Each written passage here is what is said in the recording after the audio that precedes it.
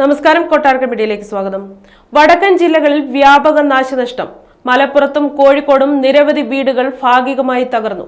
മലപ്പുറം ജില്ലയിൽ ഇന്ന് 35ഉം കോഴിക്കോട് 30ലേറെ വീടുകളും ഭാഗികമായി തകർന്നു. മലപ്പുറത്ത് 48 മണിക്കൂറിൽ 9.9 ഹെക്ടർ കൃഷി നശിച്ചു. 30 ലക്ഷത്തിലേറെ രൂപയുടെ നാശനഷ്ടമുണ്ടായെന്നാണ് പ്രാഥമിക വിലയിരുത്തൽ. കോഴിക്കോട് താലൂക്കിൽ 5 ദുരിതാശ്വാസ ക്യാമ്പുകളിലായി 36 പേരെ മാറ്റിപ്പാർപ്പിച്ചു. കോഴിക്കോട് 30 കുടുംബങ്ങൾ ബന്ധുവീട്ടിലേക്ക് മാറി. കോഴിക്കോട് ജില്ലയിലെ വിനോദസഞ്ചാര കേന്ദ്രങ്ങളിൽ പ്രവേശന വിലക്ക് ഏർപ്പെടുത്തി. മലപ്പുറത്ത് 30,73,000 രൂപയുടെ നാശനഷ്ടമാണ് കണക്കാക്കുന്നത്.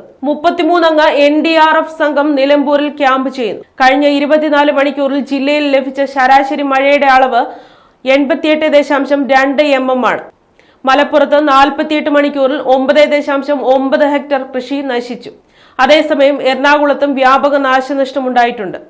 തിരുവനന്തപുരം, കൊല്ലം ഒഴികെയുള്ള 12 ജില്ലകളിൽ ഇന്നും നാളെയും മഴ മുന്നറിയിപ്പ് നൽകിയിട്ടുണ്ട്. മഴയ്ക്കൊപ്പം ഇടിമിന്നലിനും ശക്തമായ കാറ്റിനും സാധ്യതയുണ്ടെന്ന് കാലാവസ്ഥാ വകുപ്പിന്റെ മുന്നറിയിപ്പ്.